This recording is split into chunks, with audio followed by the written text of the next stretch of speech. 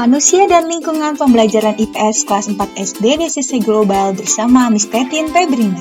Assalamualaikum kakak-kakak. Gimana belajar di rumahnya? Masih tetap semangat kan? Hari ini kita akan belajar tentang manusia dan lingkungan. Apakah kamu tahu apa itu lingkungan? Oke, di sini Miss jelaskan, lingkungan adalah segala sesuatu yang ada di sekitar manusia dan yang mempengaruhi kehidupan manusia. Kira-kira apa aja sih yang ada di sekitar manusia? Banyak banget kan, Kak? Udara, tanah, sumber daya alam, kemudian orang-orang di sekitar, itu semuanya adalah lingkungan. Nah, kamu tahu tidak sebenarnya apa sih fungsi lingkungan bagi manusia? Aku belum tahu. Yuk kita tanya Miss Tetin. Nah, fungsi lingkungan bagi manusia itu ada 3, Kak. Yang pertama, yaitu sebagai tempat tinggal. Sudah jelas ya, lingkungan adalah sebagai tempat tinggal. Kalau tidak ada lingkungan, di mana kita mau bangun rumah untuk tempat kita tinggal? Yang kedua adalah sebagai tempat mencari makan. Nah, tempat kita mencari makan maksudnya adalah seperti contoh yang di sini ada sebagai petani, sebagai peternak, pekerja kantoran, semuanya itu dilakukan di lingkungan, ya kan? Dan yang ketiga adalah sebagai tempat aktivitas manusia. Ini sudah jelas ya, Kak. Kalau kita nggak tinggal di sebuah lingkungan, kira-kira kita melakukan aktivitasnya itu di mana? Kalau bukan di sebuah lingkungan itu sendiri, ya kan? Dan aktivitas manusia itu bermacam-macam. Seperti kalian belajar di mana?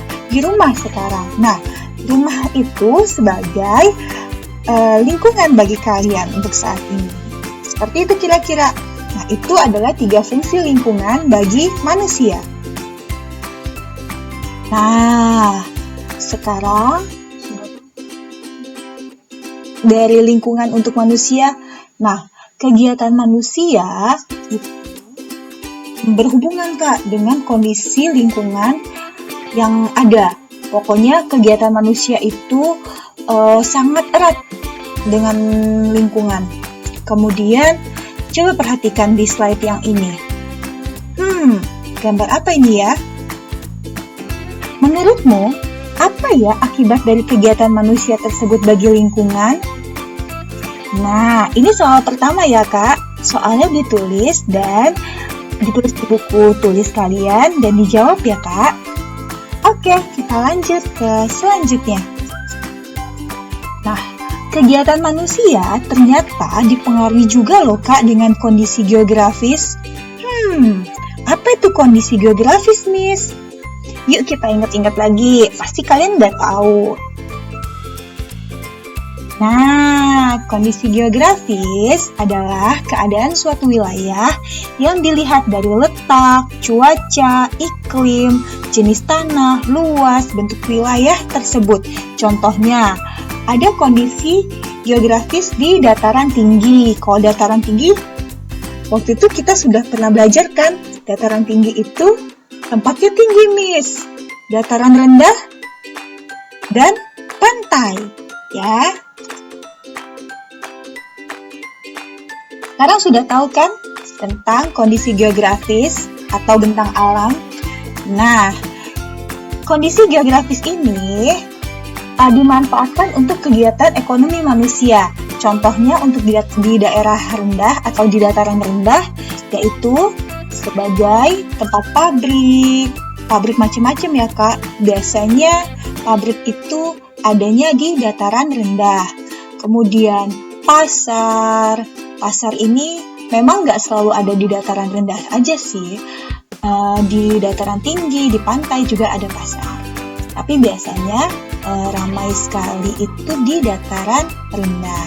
Kemudian sebagai peternak ayam. Selanjutnya ada pekerja kantoran. Pernah nggak lihat kantoran itu tapi adanya di dataran tinggi? Nah, selain 4 contoh ini, masih banyak lagi ya Kak, contoh dari pemanfaatan bentang alam untuk kegiatan ekonomi manusia. Nah, sekarang kondisi geografis atau bentang alam dataran tinggi yang bisa dimanfaatkan untuk kegiatan ekonomi manusia. Yang pertama adalah sebagai tempat wisata. Dataran tinggi biasanya banyak tempat-tempat wisata seperti air terjun atau tempat wisata lainnya. Yang kedua, sebagai jasa penginapan atau villa. Nah, jadi bukan cuma hanya berbentuk barang ya Kak, tapi juga bisa menghasilkan jasa seperti penginapan atau villa. Biasanya ini di daerah Bandung banyak ya Kak. Kemudian di Lampung juga banyak sih villa-villa di dataran tinggi.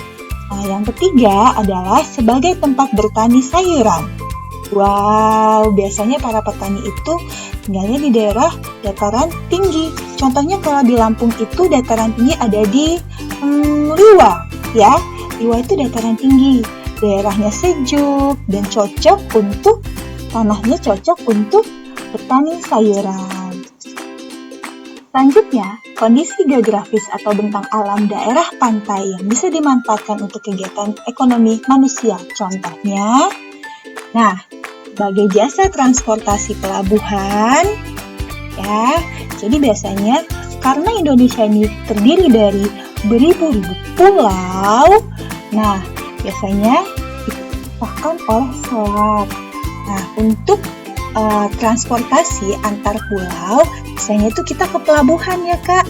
Ke tempat kita itu namanya Pelabuhan Bakauni untuk ke Pulau Jawa, untuk menyeberang ke Pulau Jawa.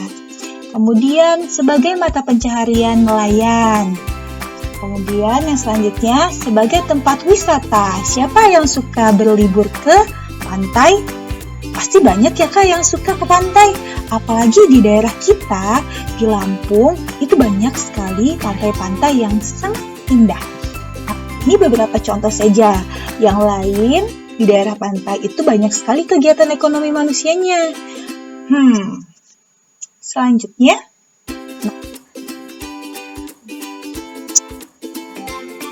sangat erat hubungannya kan Kak? Oke, sekarang Miss punya soal kedua. Menurutmu, ada tidak kegiatan manusia yang tidak memanfaatkan sumber daya alam? Ada tidak ya? Nah, ini juga soal kedua ditulis di buku tulis dan dijawab ya Kak. Oke, jawabannya nanti Miss tunggu nanti malam. Sekian materi dari Miss Tetin, semoga bermanfaat. Wassalamualaikum warahmatullahi wabarakatuh.